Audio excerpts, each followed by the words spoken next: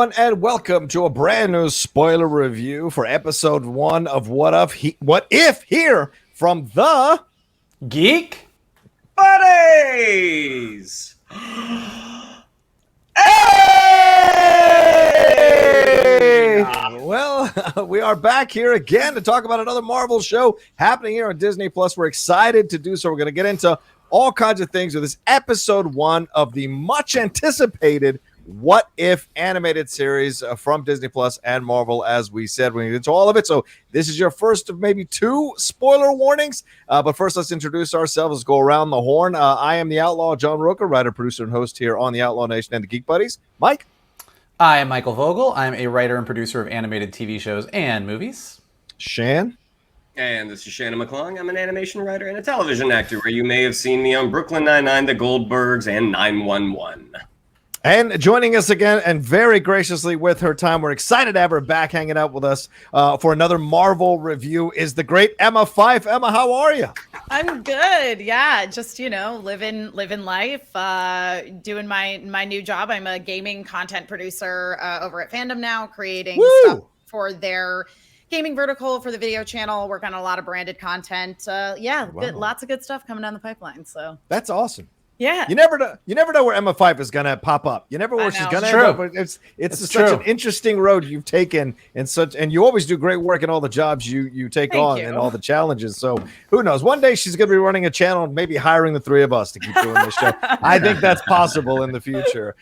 We shall see. But yeah, this is going to be a lot of fun to step into this. And of course, we wanted to do this with Emma to talk about this incredible first episode, basically exploring the world of what would happen if it had been Captain Peggy, or had been Peggy Carter, who took the serum and became Captain Carter, aka Captain Britain, in the world of the MCU. What would happen from here? I'm going to start with Emma as the sole woman on this panel. Please tell me your overall thoughts about this episode. I'm sure you were looking forward to it. Did it overall satisfy you? And do you feel like this is a great start to this series? Yeah, I mean, I'm a huge fan of Peggy Carter as a character. And I think that one of the things that I really loved about Peggy upon her introduction into the MCU in Captain America First Avenger was that I felt that there was this incredibly well-written, interesting, nuanced female character who was capable and had a lot of agency and was heroic in her own right without taking away any of her feminine qualities. She was an incredibly feminine character, and that's one of the things that I really, really like about her. That being said, I didn't feel that in her becoming Captain Peggy Carter, Captain Britain, that she was particularly stripped of her feminine qualities. But I do think that one of the things that I like about Peggy is the fact that she is somebody who you could realistically almost believe existing in that time period. And this was a little bit of a stretch, which again was not a bad thing. I still really enjoyed it, but I do think it kind of took away some of the things that I really love about Peggy. Yeah. Okay. All right. This is going to be fun now. I'm really excited about this. Now, Michael, we saw Hayley Atwell, of course, reprise the role of Peggy Carter. Certainly, there must have been a groundswell of support for her in this role after she got out of Captain America, the First Avenger, to create the Agent Carter series for a couple of seasons on ABC. Now we circle back to her to kind of launch this What If. What did you think about this episode overall? Overall, I loved it. I mean, I've been super excited for this series for a while, and every little new piece of information, new piece of animation, new piece of anything we found out got me even more excited. And so, it definitely delivered. I didn't actually think about what Emma is saying until Emma just said it. And I will say that, it's interesting. I loved this. I'm excited about Captain Carter. I hope we see Captain Carter live action. I love Hayley Atwell. I love this character. I would love to see this. But Emma does bring up a good point that I was a big fan of Agent Carter, the TV series. And a big part of what makes Peggy Carter an interesting character, particularly in Agent Carter, is kind of what Emma's talking about, is that you're watching a woman who is living in a world where she's not able to do all the things that she's clearly capable of doing, and watching her figure out the ways around it and still overcome those obstacles and do it. Giving her the super soldier serum is kind of a giant, this is a different road. And so Emma's right. It is a very different road. I I think they did work really hard to still keep her Peggy Carter, and I think they did a good job with that. But Emma brings up a good point. But overall, and I mean, we'll talk about it in more detail, but just the style of the animation, the 2D effects with the CG characters and the toon shading, everything, like, I thought this was like such a home run. And of all the things that they've been doing on Disney Plus, I didn't think I would have said this early on, but What If may end up being my favorite. We'll see. Wow. That's a strong statement for sure. Shannon, what did you think about this episode overall? What do you think about what Emma has brought up here and how Michael has followed up on it? I mean, the points that Emma brought up are something I completely had not even factored, and I think that's why Emma is a valuable member of the panel. Absolutely. Point things out. Excuse me. Point things out that we may not consider right away. That being said, without a doubt, of the Disney Plus series, this is my favorite first episode. Captain America: First Avenger is one of my favorite Marvel movies. How much it harkens to Raiders of the Lost Ark is a big reason, and Captain Carter was the same. Like it still had that same feeling. Hayley Atwell's entrance into the Marvel Cinematic Universe, she was so popular that they gave her the one shot. Which is where they introduced Bradley Whitford's character of Colonel Flynn. And then that is what then got her the television series. So clearly Marvel fans love her as this character. And I think the regular movie-going public loves her as this character. And here's hoping we get to see more of her. I mean, the animation style, I know I had talked about before, I was kind of like, the lip flap looks a little weird. Once I kind of got into the world, and it didn't take long, it took about a minute or two. Once I was kind of into the world, all the issues that I had from the promotional materials were completely gone.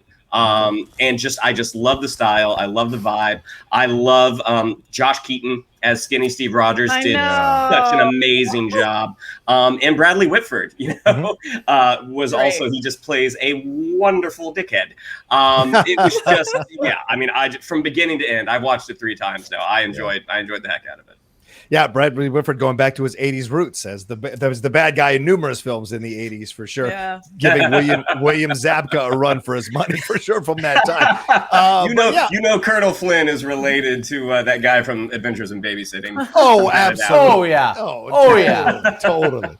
Yeah, but so much to explore. I liked it as well. I really enjoyed the opening of this Captain Carter. Of this What If series with Captain Carter. But yeah, I felt watching it the second time that I wonder what it would be like to watch this if you haven't seen Captain America: The First Avenger. Would you, because they jump forward in a lot of these instances, would you go along with these jumps? Would this feel kind of jarring to jump to this and then jump to that and then Bucky got captured? Well, I didn't even know that Bucky got captured. Like, that's an interesting thing to explore, what it would be like to watch this if you hadn't seen that film. But other than that, I really enjoyed the animation. I loved Hayley Atwell. I mean, you could bring in Josh Keaton, who's a seasoned professional as a voiceover guy, of course, and does a great job with Skinny Steve Rogers. But Hayley Atwell is incredible voicing this character.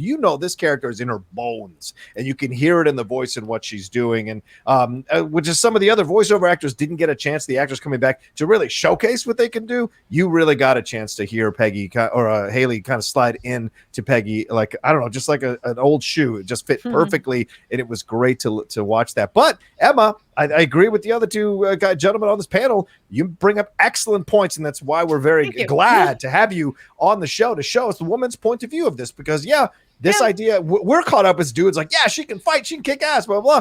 But your point of view is so interesting for us to look at. Like, hey, but the thing that was great about her is that she didn't need to do all that shit to be a kick-ass person. And so I was like, oh, okay. So we got to take a look at that. So I like that. So I'm sure we'll touch on those points as we go along here. We're going to jump into the episode now. Final spoiler warning. If you haven't seen the episode, go and watch it, then come on back and hang out with us. We're going to take it section by section or chunk by chunk throughout this episode for sure. This one is directed by Brian Andrews. It's written by A.C. Bradley, who is the overall executive producer of the series, and the story editors, Matthew Chauncey. We do have Hayley Atwell, Josh Keaton, as we mentioned, but Sebastian Stan, Neal McDonough, Bradley Whitford, Stanley Tucci, and Ross Marquand coming back to do Red Skull. So let's get into it. So the episode starts with the Watcher, who is voiced by Jeffrey Wright, explaining the series, time, space, reality, a prism of endless possibilities, says he's the Watcher, that he's your guide through our vast new realities. if you're old enough to remember this is some Twilight Zone opening, and it feels very, very familiar, which I love. But we start out with this narration that's essentially encapsulating what happened in Captain America: The First Avenger, but then we head to a new reality. Captain Carter and Skinny Steve Rogers are talking together about the war, why the super soldier program is important, before he heads into the chamber to get his dose. All of this feels very familiar. The Watcher reveals to us that in this reality, when Dr. Abraham Erskine, who of course is Stanley Tucci coming back, wonders aloud if Peggy might not be happier in the booth, she stays. And the Watcher tells us this is the decision that changes this reality. We move to Steve getting in the chamber as Erskine explains the process, but Peggy spots a cigarette case and the spy who is about to ignite it, but she spots it just a second too late, and an explosion happens in the lab. The same spy shoots a military guy, which I think is Tommy Lee Jones's character, and then shoots Steve twice before grabbing one vial of super soldier serum. Peggy shoots the spy herself, and he drops the serum. Steve can't go in the chamber, now much to the chagrin of Colonel John Flynn, and neither will Howard Stark because he just pushes buttons. So Peggy makes the split decision to jump in, and Howard pushes those buttons, much to Colonel Flynn's anger, pulls down those levers, and Peggy is turned into Captain Carter, and she looks awesome. Michael, heck of a beginning. We end with her standing there strong and taller than Howard, which mirrors what we saw in First Avenger. What did you think about this whole opening here for this episode? I totally agree with you. Like the whole opening with the Watcher, very cool, like great framing device for the series. Jeffrey Wright's voice, I mean, I don't know that we're going to ever see more of the Watcher than we do as far as the starry face in the sky with the eye that, and we might not. Jeffrey Wright's voice completely sells me on, you are an all-knowing, all-seeing observer who is not going to interfere, but is just going to lead us through this journey. So I think it's a really great opening. They do a really good job of kind of setting up. I think we've talked about this on Geek Buddies a lot, and I think we talked about it in our Loki reviews, just that if you are a fan of Marvel, you read these What If comics, you understand multiverses, like you were ready for What If. But I think they've taken the general audience on a nice baby step journey to get to the point where all of our non-comic book friends can watch this and he can be like, there's a lot of realities. One choice changed everything. And you're like, okay, I got it. I'm on board. I'm in. So that was really cool. The entire opening was really, really cool. What I enjoyed, I was watching it with my brother, even though her staying in the room is the main difference, there's a lot of little differences that kind of reset things. Like the entire conversation that she and regular Steve, she and Steve Rogers, the conversation they have sets up this implication that for now, at least, he's going to be the only soldier. Like she says, you might be the one to start the war, which is a little bit different than the movie where the whole idea is they're going to make a whole army of super soldiers right away. And they set that up because once everything goes to shit, Howard Stark makes it really clear, like, you have to do it now. We can't stop. We can't wait. And like, they make it very immediate so that it makes sense that Peggy will jump in there. And then, of course, like everybody's down on the floor in this reality as opposed to up in the room, which kind of just like helps us consolidate the action and everything. And I really love, we'll keep coming up to it because it comes up so much. I love that the big difference, the choice that she makes that the Watcher points out is that she stays in the room. Because between Colonel Flynn and her, this whole idea of being a woman who, as Colonel Flynn says, you're lucky to be in the room or you don't belong in the room. The fact that she stayed in the room sort of thematically is great. That's the little difference. That's the choice. The animation in all of this, epic. One of the things that I wasn't quite expecting and I think works so well in the show is they made a big deal. We all knew that it was going to be kind of this CG show that was toon shaded. So you have like these CG models that are kind of painted to look a little bit more 2D with these beautiful kind of painted backgrounds. But all of the effects, all of the explosions, the smoke, the fire, all of that stuff is 2D effects. And seeing 2D effects on top of these very detailed painted backgrounds with these CG characters, like the blend of all of it really makes it feel unique and like something I haven't really seen before. The whole scene is great. The action is awesome. I'll keep coming back to this. Howard Stark is really getting his due in this show. Has never been as funny or as enjoyable. And I include, he was really fun in Agent Carter the series, but he is really getting to, like, I'm like, shit, I would go watch the adventures of Peggy and Howard Stark back in the 40s. Like, I want to see more of this, which I guess would be Agent Carter. So I guess I can. It's on Disney Plus.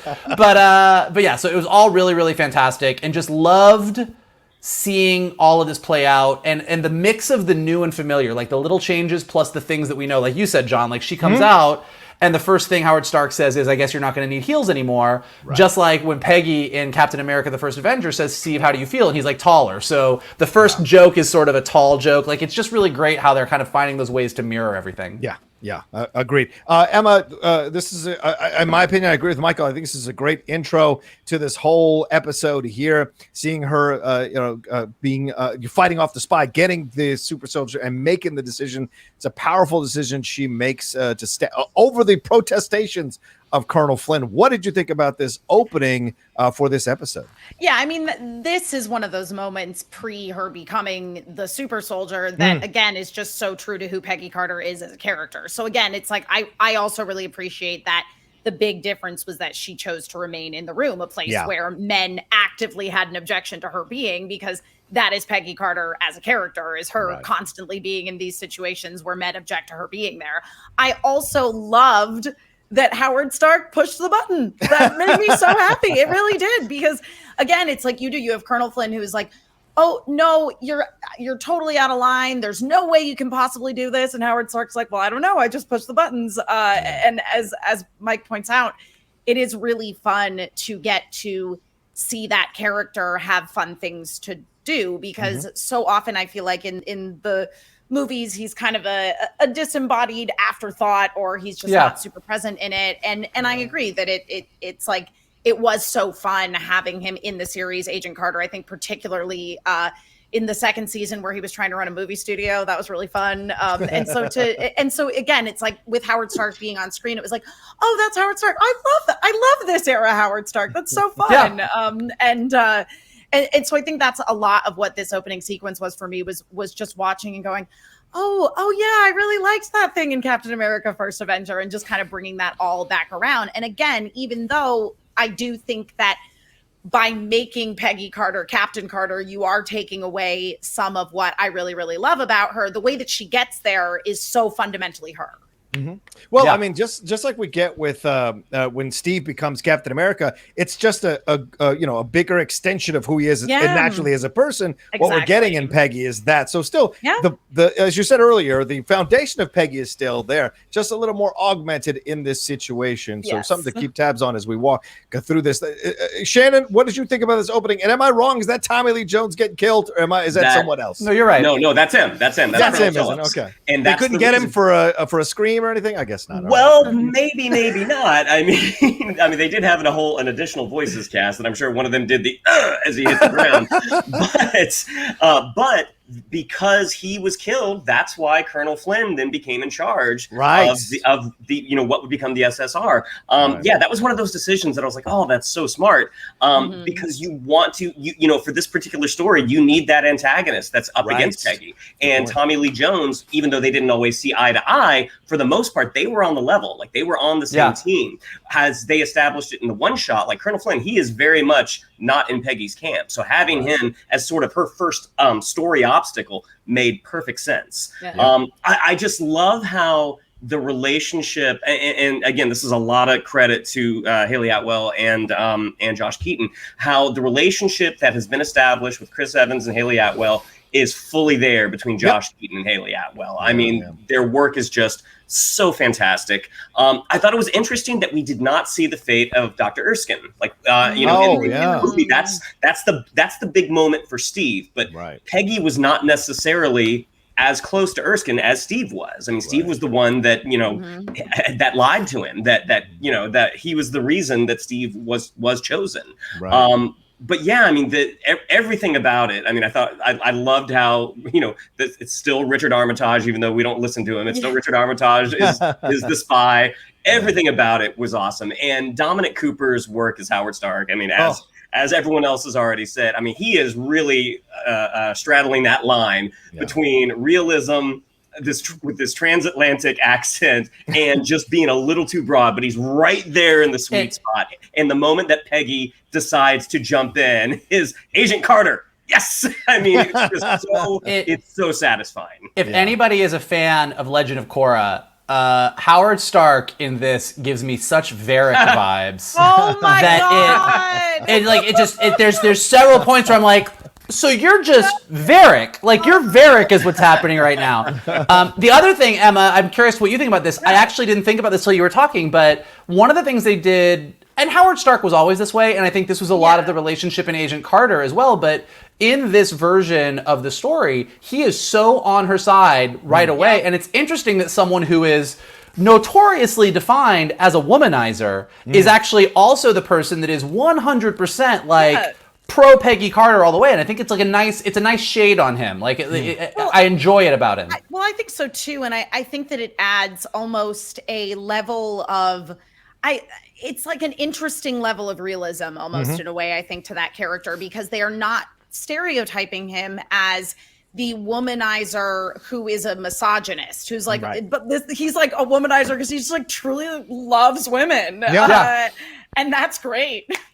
Yeah, I agree. As long as everyone's on board and you're not trying to like wife him down or something, like you go for it. Like, you know? Perfect. Yeah, Dominic Cooper.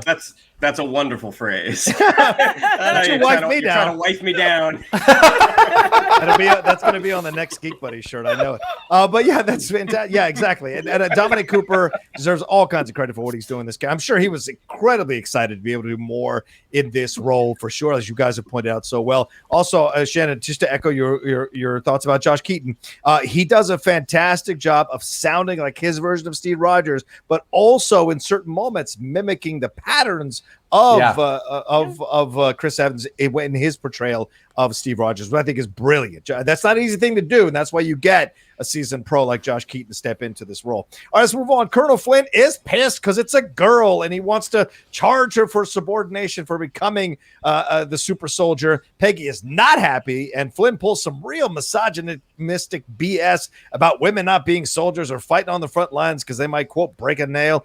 Peggy is working out angrily, which mirrors, of course, what we've seen before with Captain America in the live action, punching that punching bag. But her throwing those plates against the wall is some scary ass shit. Steve Rogers is there, says it could be worse. She could be on a USO tour. A little wink to everybody who's seen First Avenger.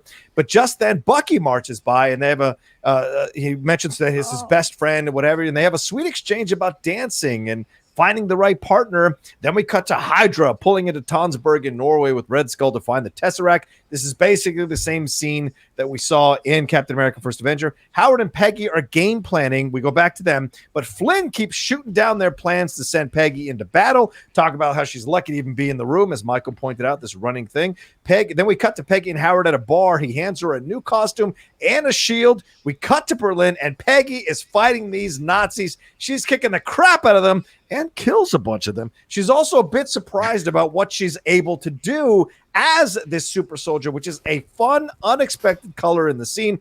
Great action and fighting sequences here. And then the big German steps out to fight the, quote, fragile Fraulein, and she snaps his leg and knocks him out, kidnaps Arnim Zola, recovers the Tesseract, puts it on Flynn's desk as an FU. He protests yet again, and she says, "You better promote me to captain," and tells Howard, "I trust you know what to do with that Tesseract." And we cut to him asking if Steve is ready to join the war effort and using his tools to build something, but we don't know what. Emma, I know that's a lot to cover, but I got to crunch this stuff in. Tell me about this whole sequence. Of course, as Shannon pointed out, Flynn is now our antagonist, but Peggy is piece by piece embracing what she wants to do here, and she's being helped by Howard Stark, as you and Mike have pointed out here. Yeah, I also think, too, that one of my favorite things about this episode of What If, which was so focused on Peggy, but it was also really focused on the relationship between Peggy Carter and Steve Rogers. Yes. And that's something that didn't get neglected because she became the one that was in focus. Like that, that again, it's one of the things that I loved about Captain America First Avenger is I felt that she was just as central to the story as he was. And here, he's still really central to the story, and that their relationship is something that is very important and that like blossoms no matter what the circumstance is. And I found that to be very adorable. I got so excited when Bucky showed up, and well, I mean, we didn't technically see him at this point, but they mentioned as he's like walking by the window, who's Bucky. And again, it's like tying back into everything we know to be true about the main timeline of the MCU, but just seeing it from a different perspective if something had happened differently. I love, again, the relationship between Peggy and Howard Stark, him being so supportive of her and just totally being Team Peggy. And again, the sort of like revelation of, okay, this is what your suit looks like. And again, it makes perfect sense. It's a British version of the Captain America suit. It's a Union Jack instead of Stars and Stripes. And that's all of that is just fun. You know what I mean? So, and as much as what I really love about Peggy Carter fundamentally as a character is that she is a woman that exists in a world that's constantly telling her no, but she manages to skirt around it because she's very, very clever. Right. It's still kind of fun to see her punch through it. Yeah. Did you like the action sequences? I did. I mean, they didn't pull punches, as I said here. She is killing these Nazis. Yeah. So did you expect that? Did you think it was going to be a little more cartoonish? Did you anticipate they'd be more real with how they were implementing her powers? No, I think that the people that are making this show have a lot of respect for Peggy as a character. Yeah. And if they're going to have her be Captain America, essentially, except, Captain Carter, they're going to let her do that. And they're not going to be like, well, it's a girl version of that. It's like, no, it's just this. It's the same thing, but happens to be a woman. Right. Shannon, a lot of action sequences for you to talk about. You are the action sequence guy who writes these things in these scripts as well. But talk to me about what you thought about some of the action sequences here that we finally get to see her in motion as essentially the Captain Carter before she becomes Captain Carter officially. And her relationship, as Emma mentioned, with Steve Rogers getting even more deeper here in these exchanges between them and Howard Stark. That was the strongest part of the episode to me, was the continuing, as Emma put it, the blossoming relationship between Peggy and Steve. The fact that they were thrown together because of that super soldier program. The moment that she gets the serum and he doesn't, there's no necessary communication between them that needs to happen. He's no longer it looks like he walks with a cane. He has a limp. He there would be no reason for him to be there other than the fact that he and Peggy have made this connection, and they keep making that connection. Like he talks about Bucky. He talks about the 107th being shipped off. It's just so fantastic. And I will also agree with you, John, her throwing those barbell plates. Holy crap. No thanks. I mean, it's, again, so satisfying. And then her getting to Berlin, and yes, the scene where she talks, I can't remember the term that she used, but basically the costume lacks some subtlety. He's like, well, you're not gonna like this. And he puts so on that enormous shield with the Union Jack in the center. The action was just dynamite. And we've seen that shot of her hitting the Jeep with the shield and basically able to kind of backflip it. We've seen that from the very beginning, from the marketing, and it's, I mean, I think that's a telltale sign of an action, of a move. Like when you can see it in the marketing, and then when you actually watch it, either in the television show or the movie, it still has the same resonance. It's so freaking awesome. And she surprises herself. Like all the training that she's been doing, she doesn't realize she hasn't even scratched the surface of what physically she can do. I mean, I love the German mechanic, the nod to Raiders, that guy that comes out, and she just I mean that's a full-on nod to Raiders. That she just disposes of him just like that, and then her slamming that Tesseract down on Colonel Flynn's desk. Yes, the whole. I love this episode, and everything was just immensely satisfying. Well, Mike, we got the Tesseract in this situation. She gets it back from Zola. We get Toby Jones coming in for a few lines in this episode. That's it. but he makes him live, though. He brings him to life in such a fun way. But we also get a little more. We get Marquand now. Outside of what we've seen him do with Red Skull in Infinity War, we really get an Endgame. We really get to see him here have these do these lines, and it really, if you close your eyes, it's tough to delineate between him and Hugo Weaving. It's different. Josh Keaton is creating his versus Steve Rogers. This is essentially almost the same Red Skull performance. He's doing a fantastic job. What'd you think about that, and what'd you think about the ever blossoming antagonism of Colonel John Flynn in this whole situation? I thought it was all great. So I thought the Red Skull stuff was super fun. What I really enjoyed is that they, more or less him getting the Tesseract until Peggy gets it. almost plays exactly the same. There's two key differences that are interesting. In the Captain America, the First Avenger, the movie, when he gets the Tesseract, he just refers to it as the Jewel of Odin's treasure room. In the show, he gives us a little bit more information that shows he knows a bit more about the Tesseract since we know more about the Tesseract. He says it's the Jewel of Odin's treasure room, fabled to hold the power to rewrite the very laws of physics and unlock doors throughout the universe, which...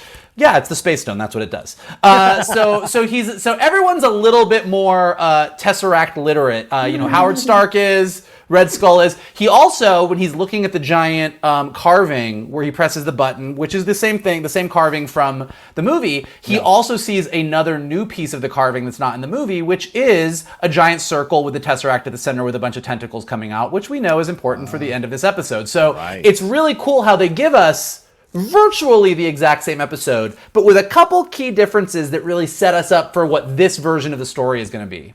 What I think is really great. Echo everything that everyone else said about Steve and Peggy. I think, we know that what's cool about What If is the things that are different, but I think the other part that makes What If work is that they also know when things need to be the same.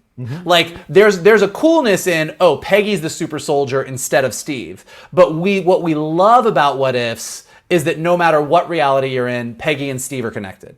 Like Red Skull is always gonna Red Skull. Like certain things, like a Stark is gonna build a suit. Like there's things that like when things go different, it's where they veer back to the familiar that I think really makes What If magical. Like I think that's what's really, really great.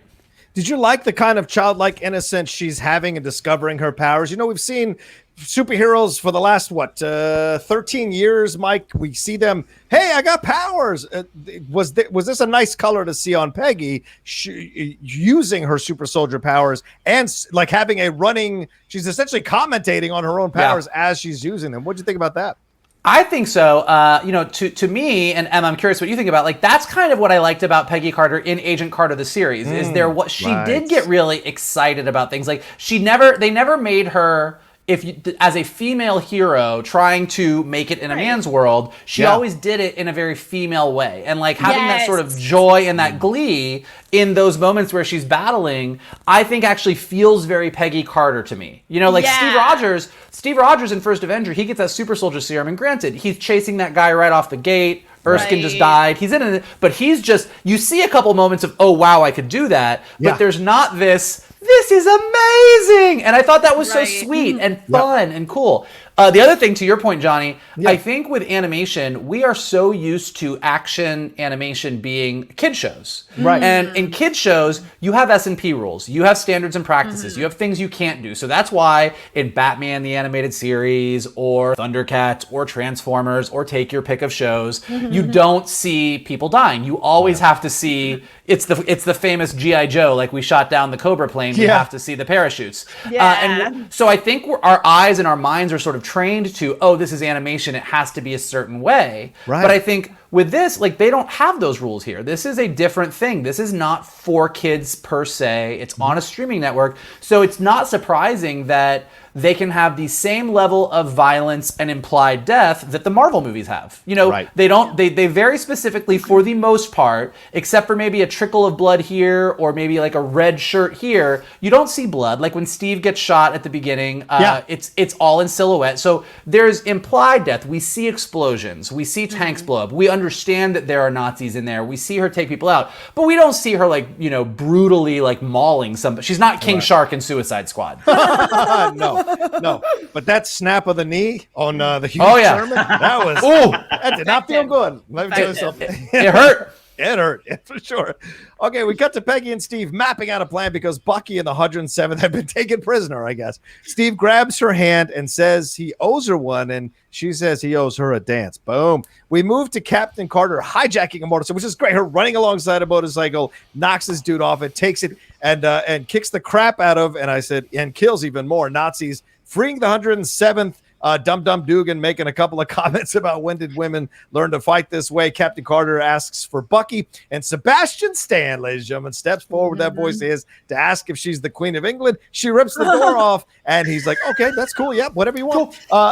We're good to go. They escape, and they're taking some enemy fire. Oh, Oh, I want to ask. Yeah, we'll get to that. They're taking some enemy fire when Captain Carter asks for air support, and suddenly we hear Steve Rogers' voice come over the comms to say he's inbound, and we finally get the reveal of what Stark was working on at the end of the last section where we stopped here. It's the first Iron Man suit. It was 1:30 in the morning when I was watching this episode, and I let out a yelp when I saw that Iron Man suit. I was so happy to see it. Being powered by the Tesseract, I just wrote, that is awesome.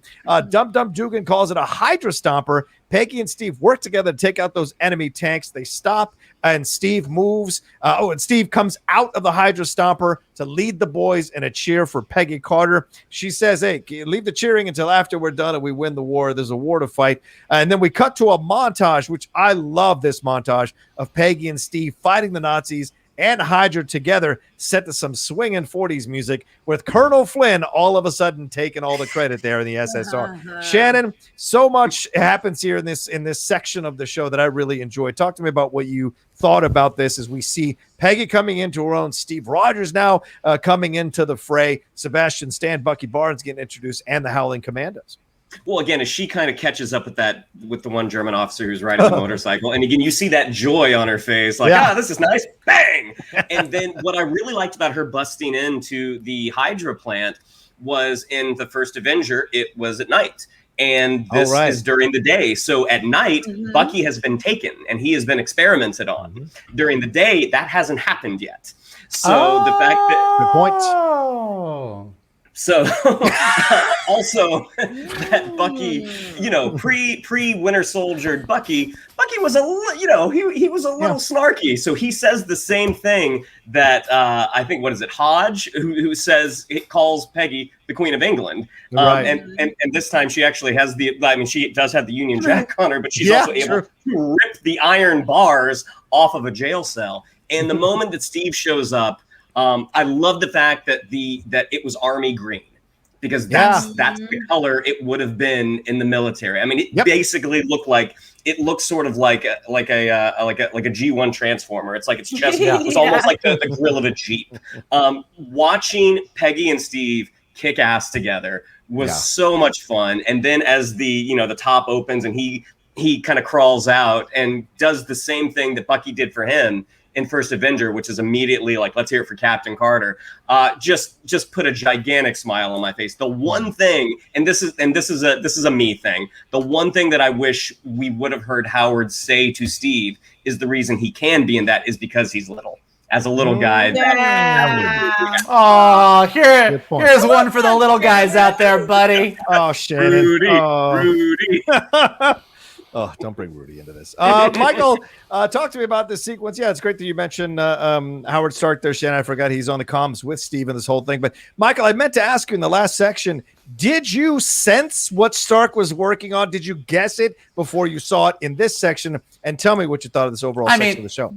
I'd seen enough trailers that I knew that. I was like, all right, I think we see it. I knew that was the way it was going to go. But I do, again, I love it.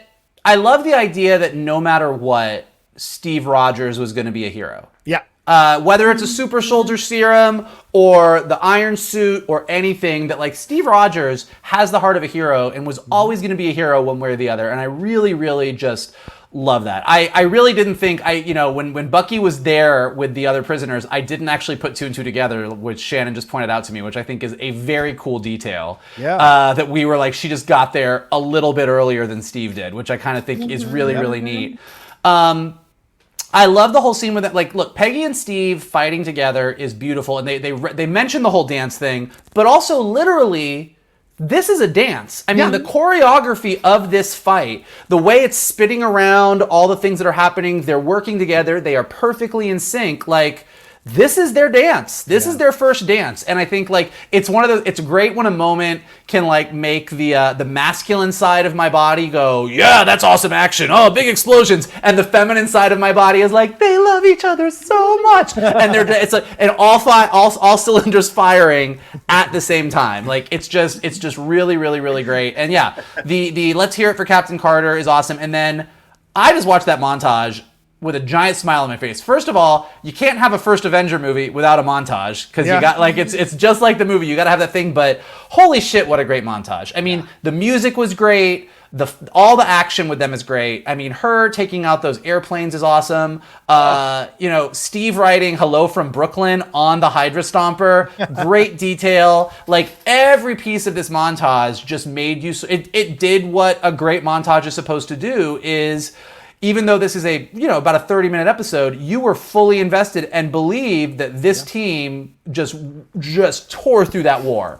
It was just delightful to watch. Yeah, I think Michael points out something really really just I hadn't thought of this, I guess, is this they dance more in this version of their reality than they did in the live action version. So when we get to this ending, it's even more of a powerful loss for Steve Rogers because they've actually had the time to build this relationship in battle and outside of battle, which hadn't even occurred to me until Michael was talking about it. What do you think about this section, their interactions here, and obviously how Peggy is coming into her own as this Captain Carter character?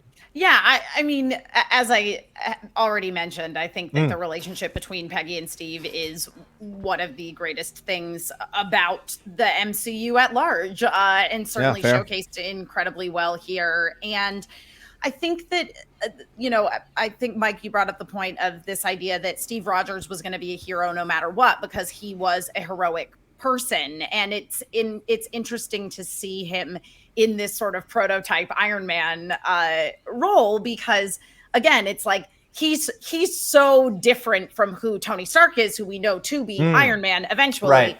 But like seeing him fill that role, and that it almost brings up another what if of like, oh, Iron Man could have been a totally different thing, even though like fundamentally it's the same.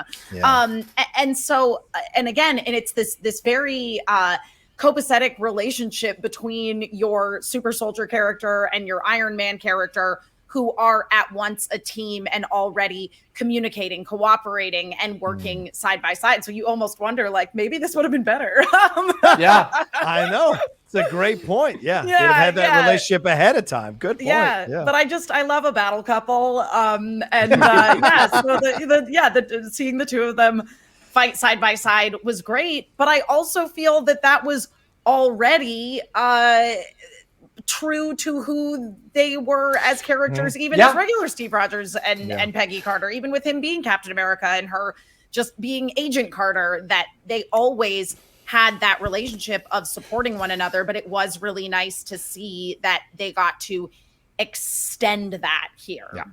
Absolutely. And also, just really quickly, I think it's worth noting that the ease with which the roles are reversed. Like in Captain America, Steve Rogers is the guy. He's the big super soldier. He's the hero. And Peggy Carter, as wonderful as she is in her own right, and as capable as she is in her own right, she fulfills the role of sort of I'm supporting Captain America both from a friendship level, emotionally. I'm the backup. I'm going to help him get what he needs.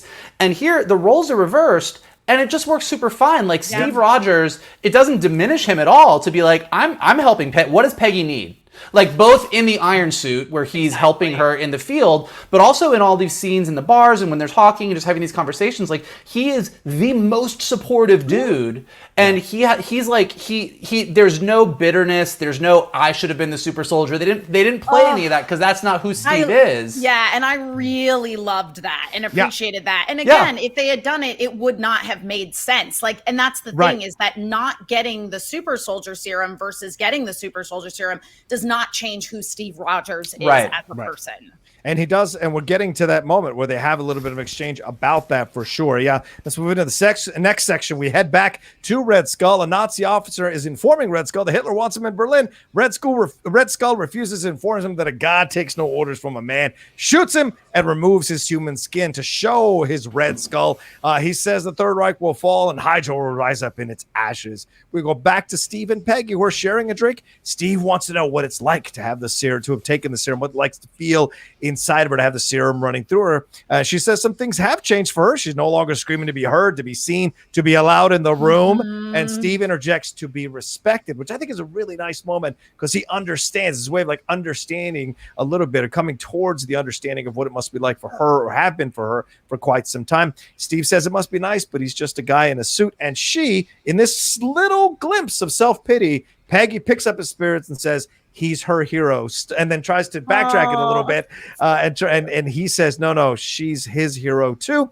And they move into kiss when Howard Stark, of all people, interrupts with it. Since when is Howard Stark a cock blocker, for God's sakes? Anyway, interrupts with Bucky, who's rolling by in a Jeep. We cut to the train operation that's happening in the snow. That is obviously the same train scene we see from the first Avengers, different chronological order here. Bucky makes some crack about the idea this operation can end the war, and Peggy calls him out for being afraid of trains. And Sebastian Stan's animation just goes, yeah, maybe.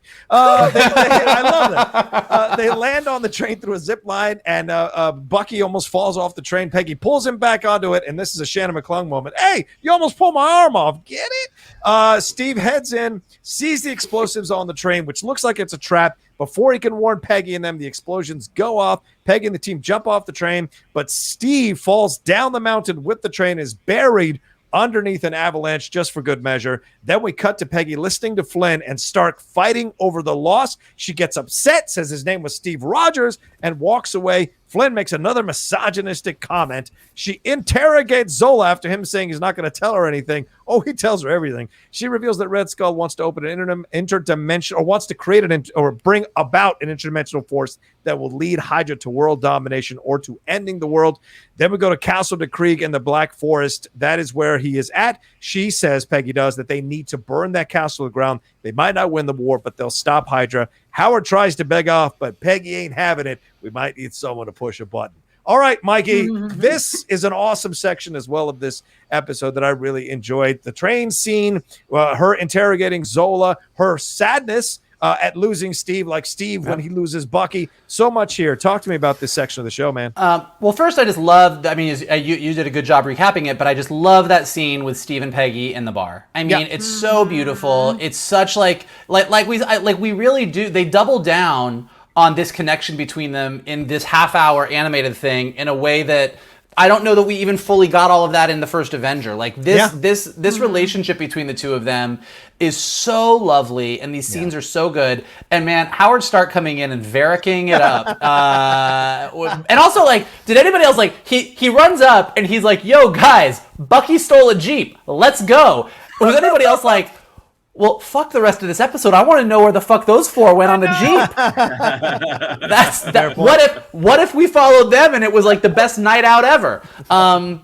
But so, like, all just really, really, really fun stuff. I also just loved stupid little, when animation does, like, little silly things, like, I love that the end of that scene, like, was just this weird iris out with the 1940s music. Yeah. Like, just, like, it felt like the end of an episode or the end of a chapter, and it was just really kind of fun and silly.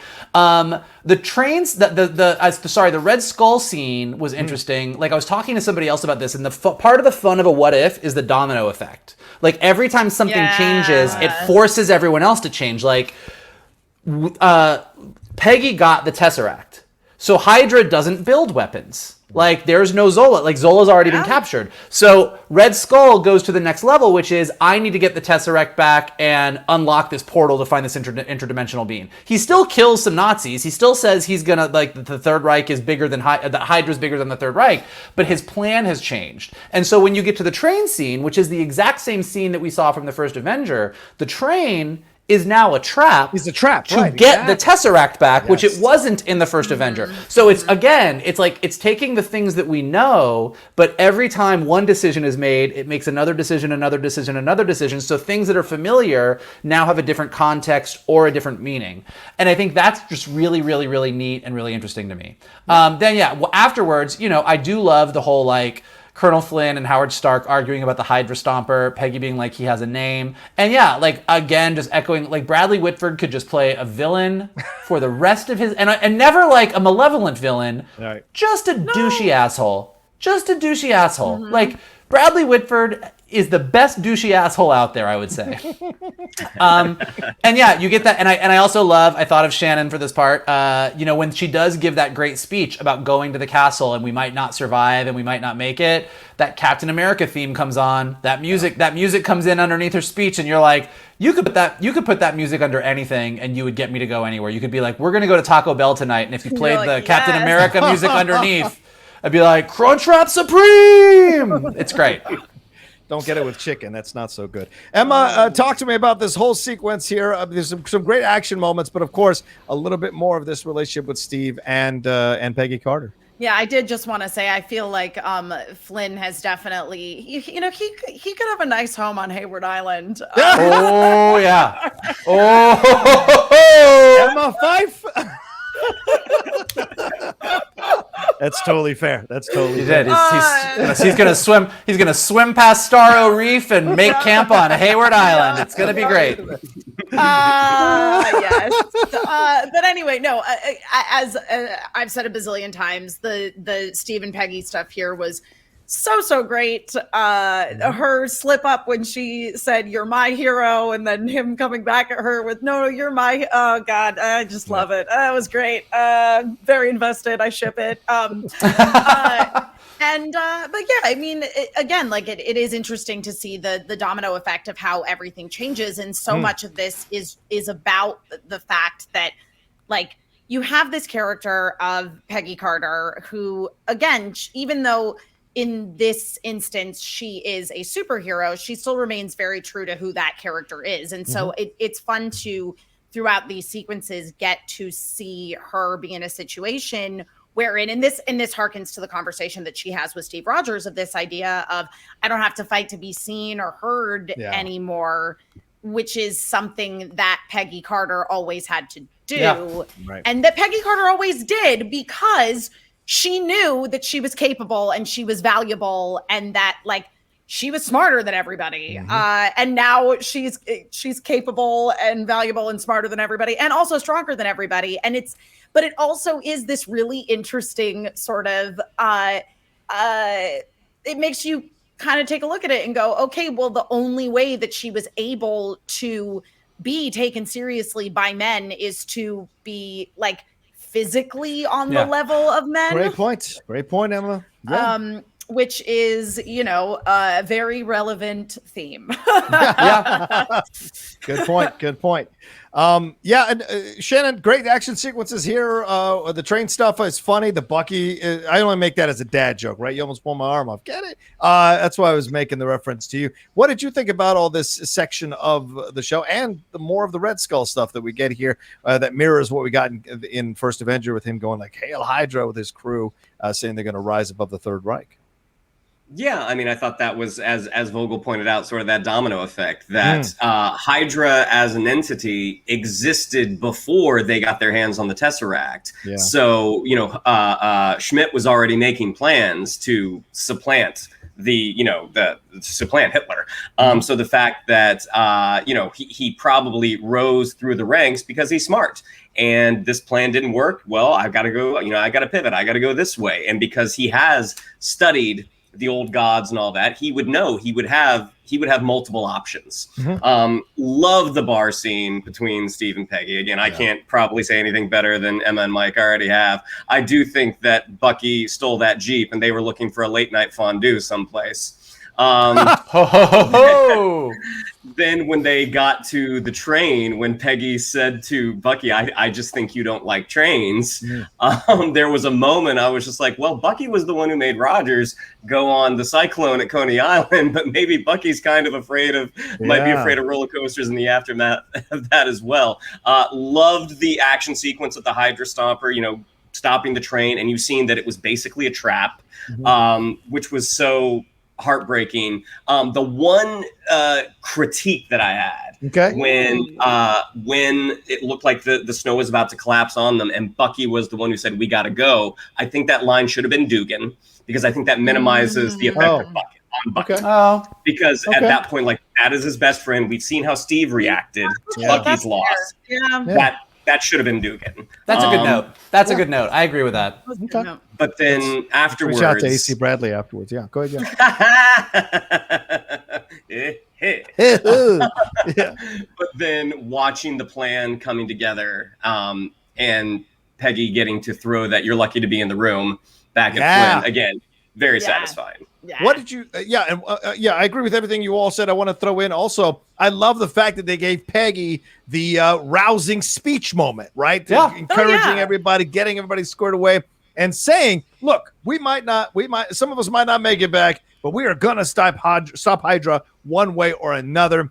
And it doesn't feel like it's desperate to get her boyfriend back. It doesn't feel like this is about handling business. And I love that they played that color instead of the revenge color or the angry color. It's more of a matter of there's a bigger picture here, and we need to handle this. And yes, if we can, because she doesn't even know if Steve's alive, we got to take care of business here and handle it. I love that they gave her that. And Shannon, you're absolutely right. Her getting to go back at Flynn and be like, "You even look, you're in the mother effing room." So I love that. Well, and I think too that again, that's very true to who Peggy Carter is as a character, and that's why she and Steve Rogers are such a good match for each other, because they aren't motivated by revenge, right? You know, I mean, or competition with each other, with each other. Yeah. And keep in mind, in our reality, I mean, Steve went down. She lost the love of her life before she ever got to dance with him. And what did she do? She went and fucking built S.H.I.E.L.D. Exactly. Yeah. I mean, she exactly. There was still shit to be done, and Peggy Carter did it. Yeah. Yep. Exactly. It was more the don't let his sacrifice be in vain. Yeah. And the Howard Stark moment of when he's like, I'm not really that little shadow boxing moment, just beautiful.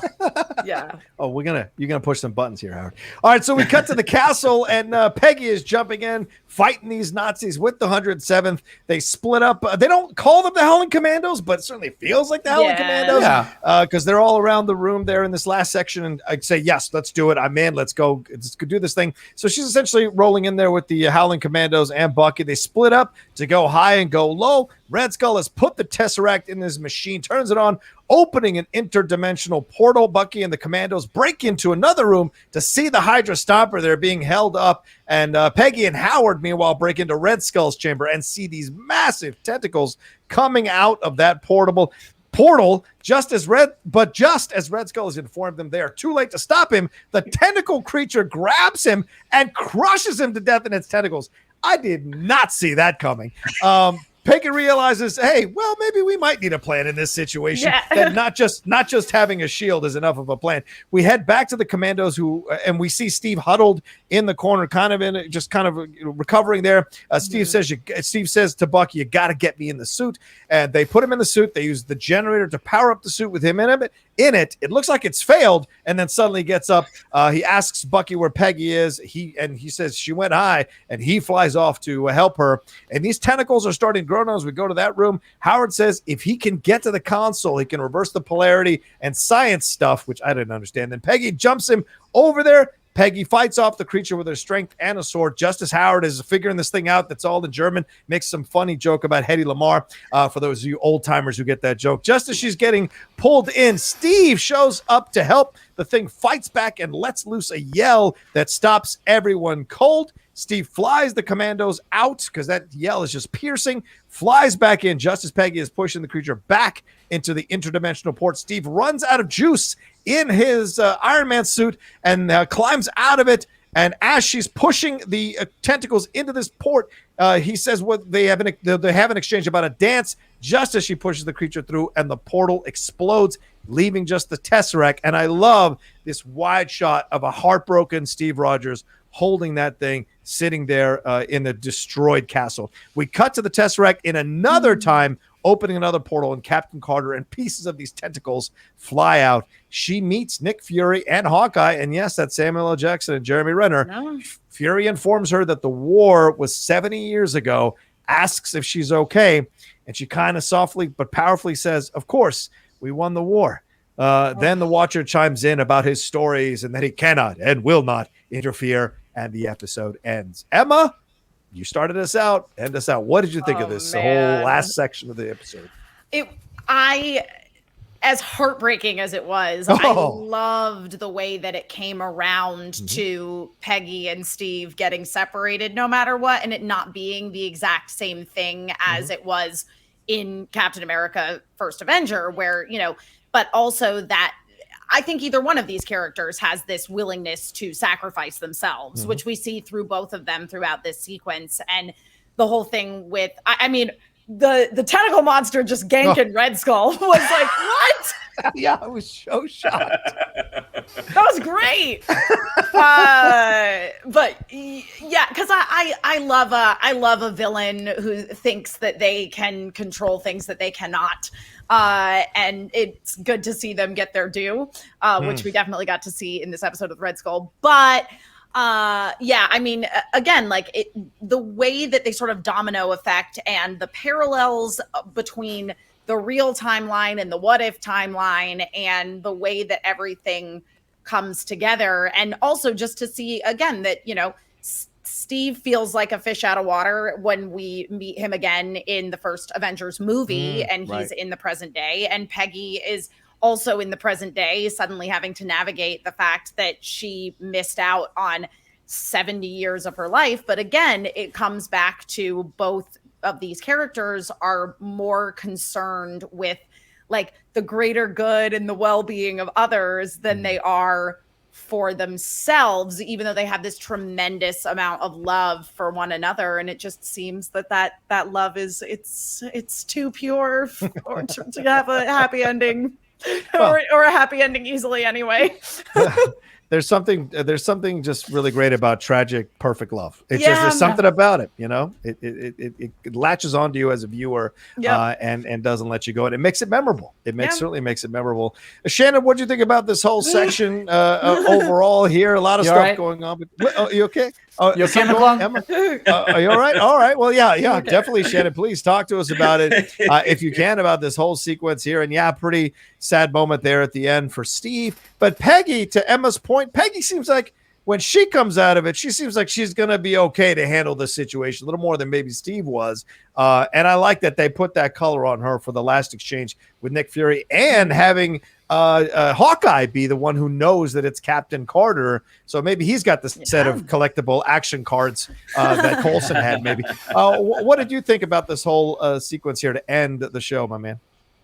Before I get into the emotional stuff of Steve and Peggy that will probably make me cry, I'll talk more Howard Stark because again, just some great moments when he sees those tentacles for the first time and it crushes Red Skull. Just his whoa, his reaction was so funny. And to Emma's point, Red Skull thinking he can control things that he can't. It's the same thing in First Avenger when he picks up that Tesseract and it zaps him into space. I mean, both times his downfall is his hubris, and ultimately, that's why he, across multiple timelines, he won't win because he doesn't have enough respect for the power.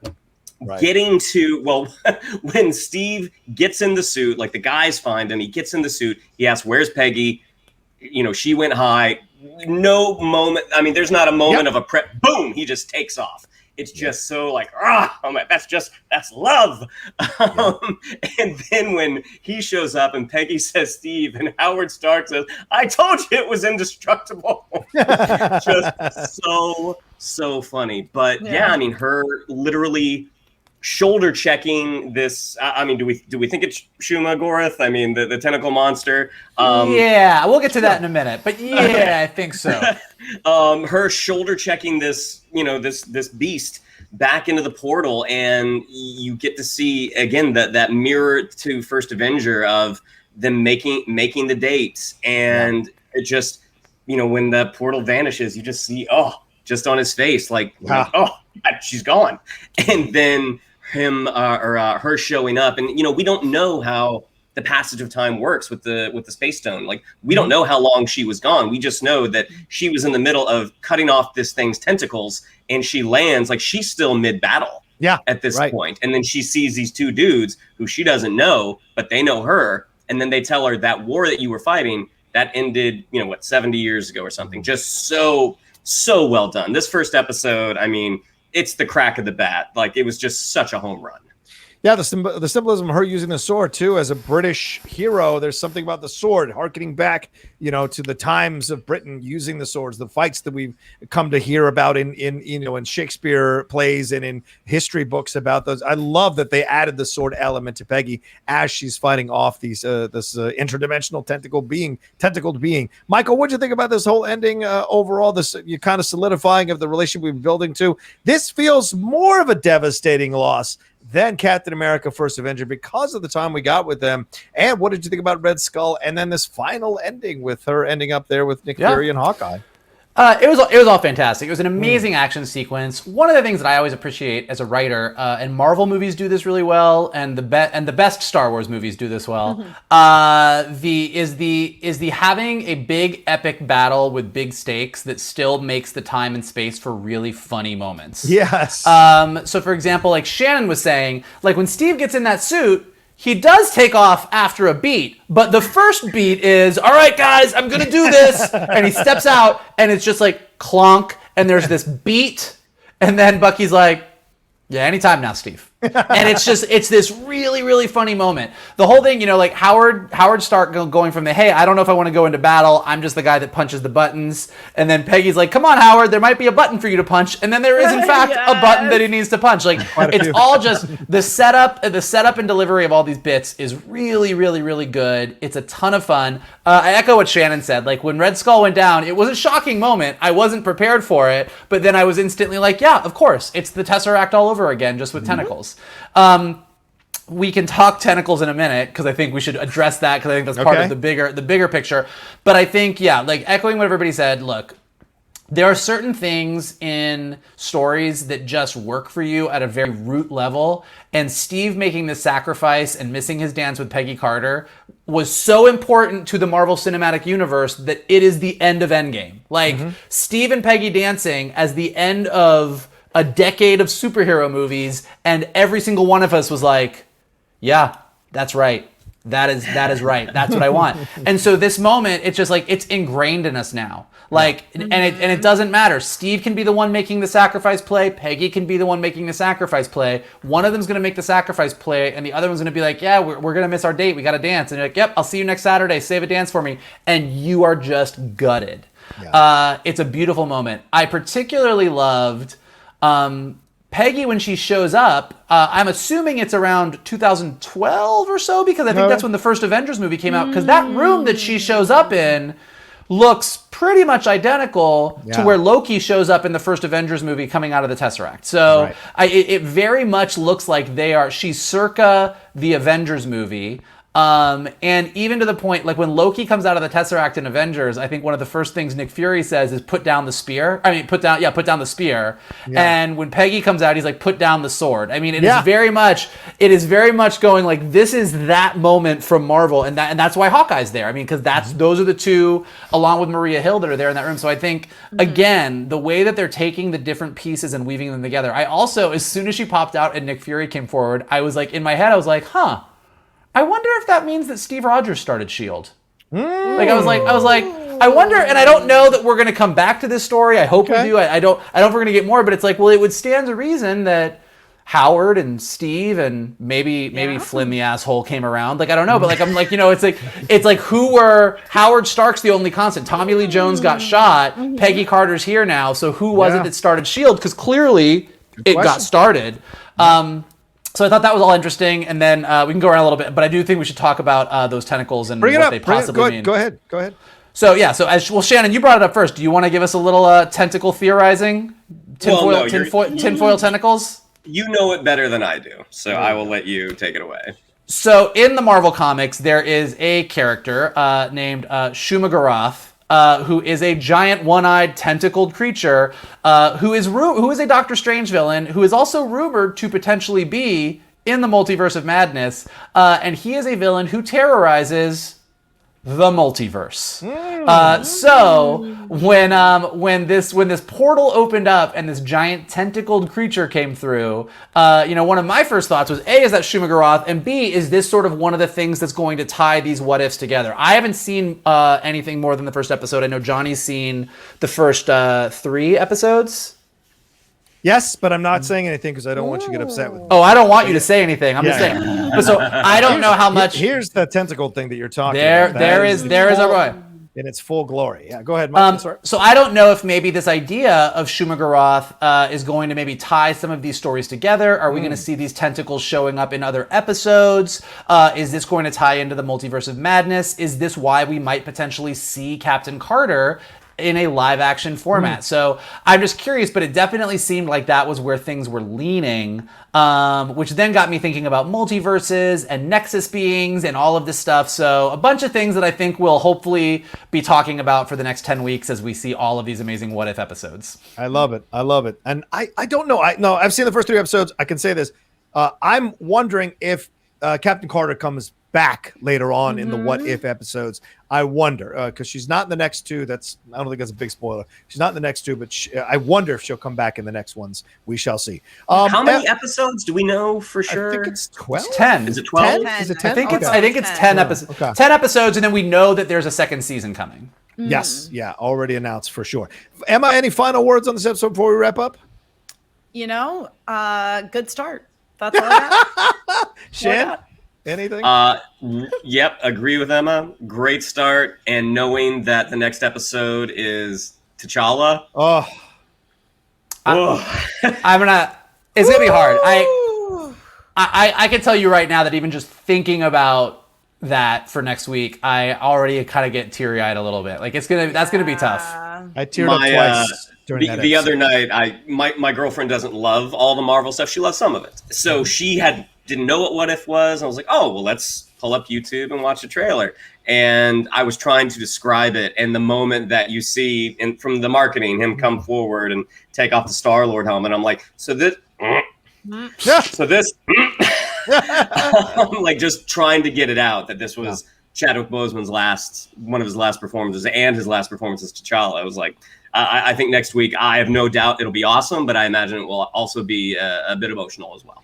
I echo the word of all the critics that I think that have seen the first 3 episodes along with me, and that's the favorite of their 3. And I agree, it is an incredible episode. You guys are in for a treat next week for sure. We'll be back to review it and do a spoiler review for it as well here on the Geek Buddies. Thank you all so much for watching this spoiler review episode of episode 1 of What If.